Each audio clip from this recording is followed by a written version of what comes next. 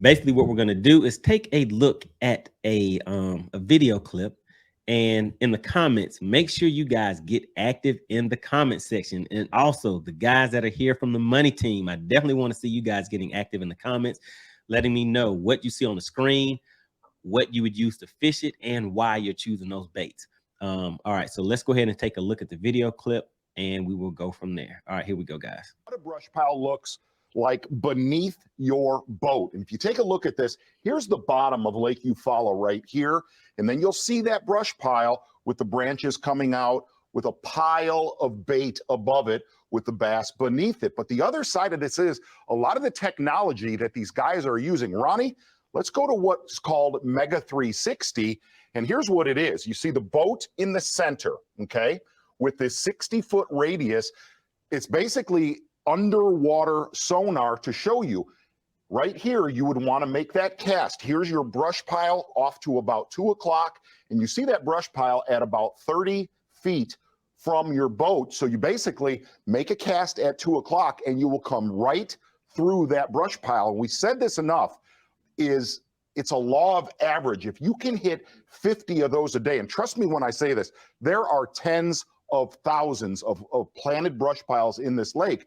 If you can hit as many as possible, make 3 to 5 casts to these brush piles throughout the day, somewhere you will catch 5 big ones. And they say, oh, that looks good, guys. Look at that. That is the 360. That is a very big brush pile. All right, man. Now, hey, have you fished Lake Eufaula before?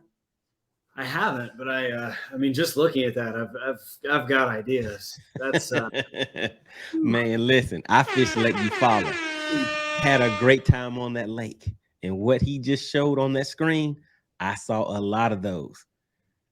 On my Friday that I went out there and pre-fished, I brought in about 15 pounds. Yeah. I mean, I called a little bit, brought in about 15 pounds. Day one of the tournament, came in with about 17.74. Lake Eufaula. All right. Fishing that type of structure right there. And day two, which was that Sunday, I mean, things slowed down a little bit, but I was still able to get about 12 something pounds. So just taking a look at that structure again, guys. So that is the Mega 360. And as you can see, if you look down over in the bottom right corner, the range, he has that set out to 60 feet. So that circumference of that circle is 60 feet. They're sitting in 18 feet of water. You see the water temps are around 82 degrees. So, hey, it's a little bit different time of the year than it is from right now. So I guess you guys can keep that in mind too. But with that 360, you see that big brush pile. That is a very, very big brush pile, guys. And that is sitting off, like he said, to that 2 o'clock section. So all right, guys, get active down in the comments. You see what you're working with right there. We're fishing a very big brush pile. And I mean, you can see the tree roots, see the branches and everything on there. Not sure if that is something that just occurred naturally. It may have, but sometimes a lot of guys, they get out there and they put this type of structure out there on the water so they can come back and fish it later. So based on what you're seeing, if you're familiar with fishing that 360, how would you fish that? What lure would you use and why would you pick that? And then, so let's go ahead and get right into it. Let's see. So what do you think, Colin? How would you fish that? What would you be throwing out there? And, you know, why are you picking that particular lure?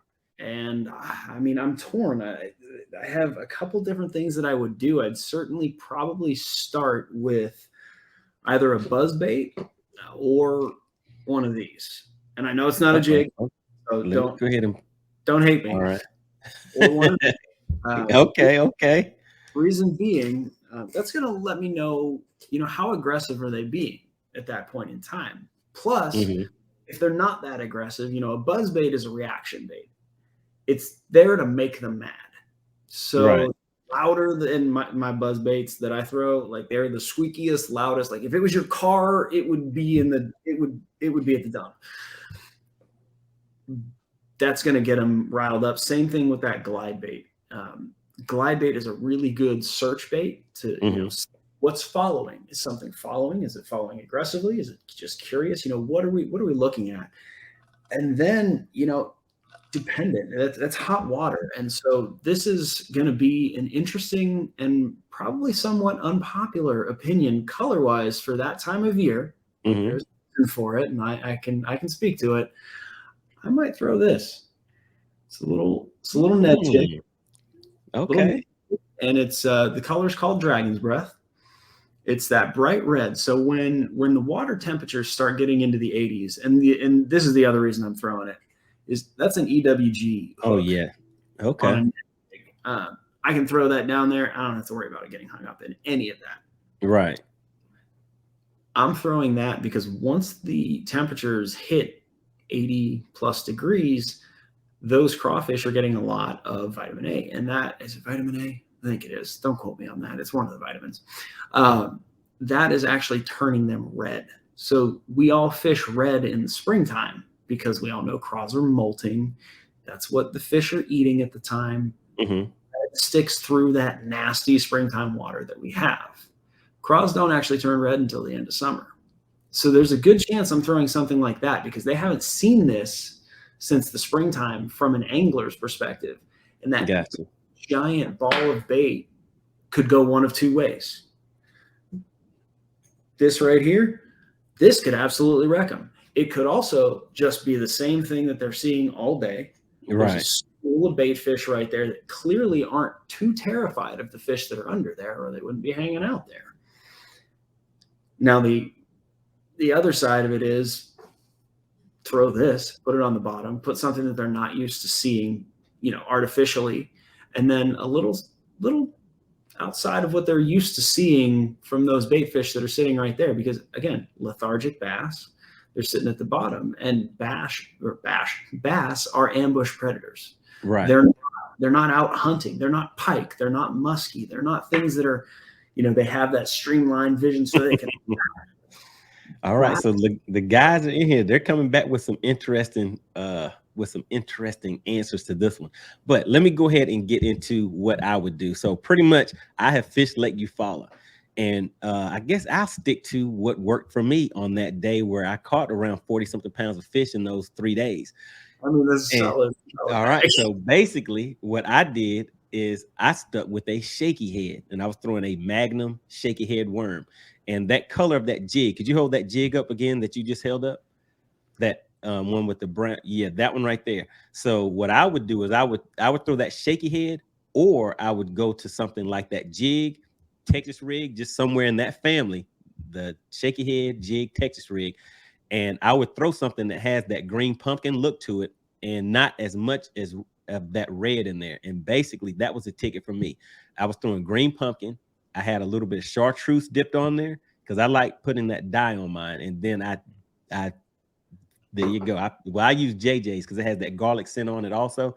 And I think that does too. But then I tipped it off with that blood red. So I had that red in it. I had the green pumpkin, and I had that chartreuse, something that would pop in the water.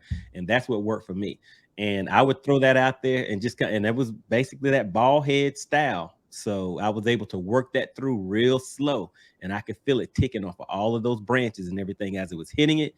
And I actually, guys, if you search MoneyBass Eufaula, then you should see I think it's like 3 separate videos. You'll see that's basically what I was doing. I'm not explaining all of that in the video itself. It was it was tournament time, and I'm competing against those guys.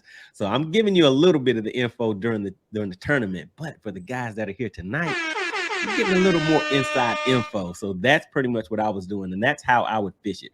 I would go straight in there and attack it with those slow moving baits, make just a few casts, and also with that live imaging, I mean, you're gonna see kind of what's going on in there. At the time, I did not have live imaging. I was just using my Mega 360. So what you're seeing on the screen, let me just pull that back up real quick. So what you're seeing that they're showing you is kind of what I was seeing at the time. And that's how I was fishing it.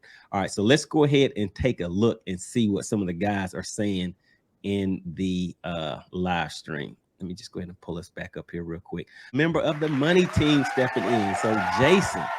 All right, guys, and just so the guys know, the way that you can tell who are the members of the money team or if you look right next to their name, there's like a little badge next to it, and it's like a little MoneyBass logo. Those are the members of the money team. Oh, an A-rig. Oh, an A-rig, slow tipping tops of brush. Second, Texas rig, right in the thick of it. Ah, he's being a little sneaky. So he's bringing up the A-rig, but guess what? That A-rig does work, because I caught a 757 on Lake Eufaula throwing the A-rig.